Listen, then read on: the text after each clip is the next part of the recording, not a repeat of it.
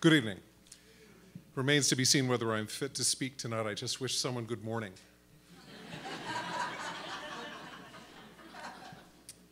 My name is Paul Carden, and it's a blessing to be with you again this year. As Christians, you and I are commanded to test all things and hold fast to what is good, and to abstain from every form of evil. We're also commanded to defend the faith once for all delivered to the saints. And many of us are seeking earnestly to do this, but in spite of that, despite our sincerest efforts and our best intentions, a kind of blindness can come over it, some of us, as it did me. And I thank the Lord that while it may be persistent and even profound, it is not incurable. I want to share a bit with you about my journey with Adventism. See, I first became aware of counter-cult apologetics on a rainy day when I was in high school. I was visiting a friend. I was bored to tears. I was looking at her bookshelf, and there, popping out at me, as it were, was a book called The Kingdom of the Cults. And I wondered, what on earth is that? I pulled it off, I opened it up, and a whole new world opened up to me. Things I hardly ever imagined. And what the author, Walter Martin, told me about Mormonism and Jehovah's Witnesses and Christian Science and a whole constellation of other groups changed my life. Little did I suspect that that was a doorway to a calling, one that I have pursued ever since. But dear Walter Martin also anesthetized me with that book, which had a 63-page appendix called The Puzzle of Seventh-day Adventism, in which he acknowledged, of course, that while problematic, Seventh-day Adventism still was located somewhere outside the boundaries of the kingdom of the cults. It was not a member state of the kingdom of the cults. And so I thought, all right, it's not. And that made it easy because in the years that followed, every time I tried to actually read that appendix, my eyes glazed over. There was something obtuse and boring about that one part of the book, which I could not understand. And so I left it alone. But meanwhile, I started attending his class in Anaheim at Melodyland Christian Center. Did any of you ever go to Melodyland? A few hands, okay. Some of you remember. Kind of a rockin' place in the 70s. Formerly a theater in the round, imagine. And at Melodyland, Walter Martin held forth in a Sunday school class that held at least 500 people every Sunday morning. He took questions live. It was a remarkable thing, and I gobbled up everything he had to say about cults and apologetics and all the rest. I will admit it to you, because Walter Martin was not only the author of The Kingdom of the Cults, he was the godfather of the evangelical counter-cult movement. He was the original Bible answer man. And it was interesting because whenever he talked about Seventh-day Adventism, the tone would change markedly. He would talk about the Seventh-day Adventists who were his Christian brothers and sisters. He would talk about lecturing in their Sabbath school classes. He went out of his way as though it were kind of a badge of tolerance. God bless him. And on a more personal level, he credited Seventh-day Adventist medicine, if not with saving his life, indeed with prolonging it. He had a profound gratitude to the Adventists who had extended a personal hand of help to him. He even sent me to an Adventist physician to get all my immunizations the first time he sent me to Africa in 1981.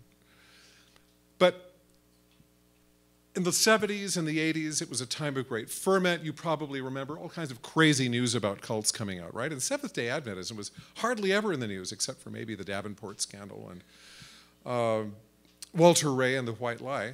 But Adventism seemed odd, but not ominous.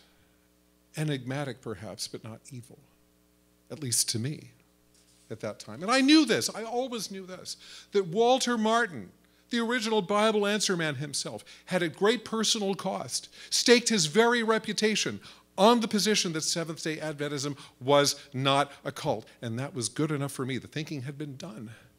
and I had other fish to fry, theologically. So,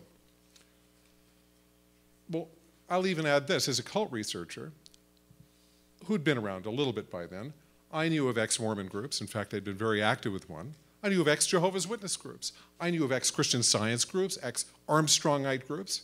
I'd never even heard of a former Adventist group. If I can tell you a secret, it stays with you. I didn't really know any Adventists at all. What if? What if?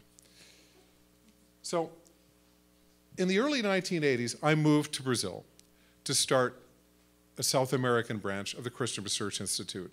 Lo and behold, my colleagues, the Brazilians, were fervently opposed to Seventh-day Adventism. Why? Well, they told me that Seventh-day Adventists were eagerly, actively proselytizing among evangelicals, that there were pastors that they had converted, that they held up as trophies. And I thought, well, this must just be a mutant form of the religion. And I tolerated them graciously. Meanwhile, my first two children were born at the Adventist Hospital of São Paulo. My wife and I eagerly bought and consumed Seventh-day Adventist honey and peanut butter, which were highly praised by missionaries down there. And we frequently dined at the vegetarian restaurant downtown. All was well. And again, as an apologist and a cult researcher, it always seemed to me that where there's smoke, there's fire. And really, about all that seemed to emanate from Seventh-day Adventism was kind of a musty odor. Maybe something from the 19th century, I don't know. And besides, time had shown me that Seventh-day Adventism was a topic on which reasonable people could disagree. So when I came back from Brazil in the late 80s, my colleague Ken Samples had actually been going to Loma Linda, meeting with Adventist scholars, at least once in the company of Walter Martin himself, and Ken had written a couple of very influential articles on Adventism in which he declared that though there were three distinct flavors of Seventh-day Adventism, none of them met the operational definition of a cult. Again, essentially absolved. But I left the Christian Research Institute in 1995 to start the Centers for Apologetics Research, an extension of the international work I'd been doing. And 3 years later, the video Seventh-day Adventism, The Spirit Behind the Church, came out. And I found parts of it fascinating. It was well done. And though I was better informed, I must confess to you that I was somehow strangely unmoved at a deeper level. I cannot fully account for this to this day.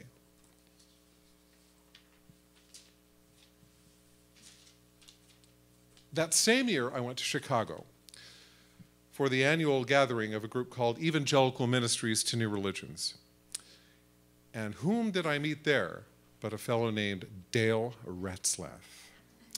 Dale Ratzlaff was a former Adventist pastor, and his calm, thorough, systematic way of presenting the errors of Seventh-day Adventism forced me to sit up and pay attention in an entirely new way. It became evident to me that despite all my glancing blows with Adventism, I had never begun to understand it as I had so actively sought to understand the other groups I had studied over many years. Now, fast forward. Not many years after that, I was asked by a local foundation to bring in other discernment ministries to make presentations to their staffs, and so I thought of Dale. And so he and Carolyn and a couple named Richard and Colleen, whose name I forgot earlier this evening, showed up at this gathering and made their presentation. Afterwards, we went out to lunch. And on the basis of that conversation, I discerned that I was crossing a threshold, a very important threshold. And the next step that I took, the next most meaningful step that I took, was to enter the very home of Richard and Colleen in the company of our Russian director, Pasha Stolyarov. And for an entire day, I pressed them hour upon hour with questions and more questions. I sought to fit Adventism historically, culturally, and theologically into the categories that would help me determine once and for all with certainty whether I was dealing with a merely marginal movement or something profoundly deceptive and even destructive. And I must tell you, they did not tell me what to think. They engaged with me. They spoke as exhaustively as they could about the things I wanted to know. And I went off and I checked everything that they had said. Fast forward again. And I had finally reached a verdict after engaging with them, with other former Adventists. I had reached a verdict that was disturbing but clear.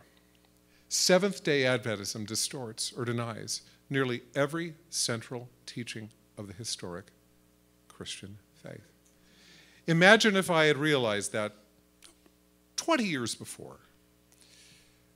The Seventh-day Adventist Church claims to be God's one special remnant end-time church, led by God's special end-time prophet, Ellen G. White, and along with its bizarre unscriptural views on the Trinity and the person and work of Christ, the great controversy theme, the investigative judgment, and the incredible amount of material that Ellen simply made up under the cover of her prophetic office. Adventism confuses law and gospel. It denies the biblical doctrine of hell. It claims that Satan is a sin bearer for Christians. It denies that human beings possess an immortal and immaterial soul or spirit. It even promotes the deceptive Clear Word Bible as a valid form of Scripture. And I realized something. I realized that if we are not willing to confront the errors of Adventism, then we have to question our commitment to Romans and Galatians and Colossians. Because if those errors were deadly then, they are no less deadly today. And souls are at stake. We must not remain silent. I don't know everyone in this room. It's probably just as well. But perhaps your mind and heart are in a place much like the one where I was for so many years. If you're at a crossroads, where you are seated tonight is quite likely the very best place you could be to continue your journey with Adventism. Individual Seventh-day Adventists need the biblical gospel. I believe this. I know this as surely as I am standing before you. Institutional Adventism, which binds them with spiritual chains, must be responsibly exposed and consistently, conscientiously opposed. If we love the truth, we will oppose the errors of Adventism by every available and appropriate means. And if we love the truth, we will love the Adventist people enough to speak the truth about them and to them with humility, conviction, and compassion. And if you are not acquainted with Life Assurance Ministries, I assure you, these qualities are modeled by this ministry. Love is not apathy. Love is not silence. When I did not know, I could not love as I ought. But now I do know, and I have no choice. None of us whose eyes have been opened to the depth of deception in Adventism does.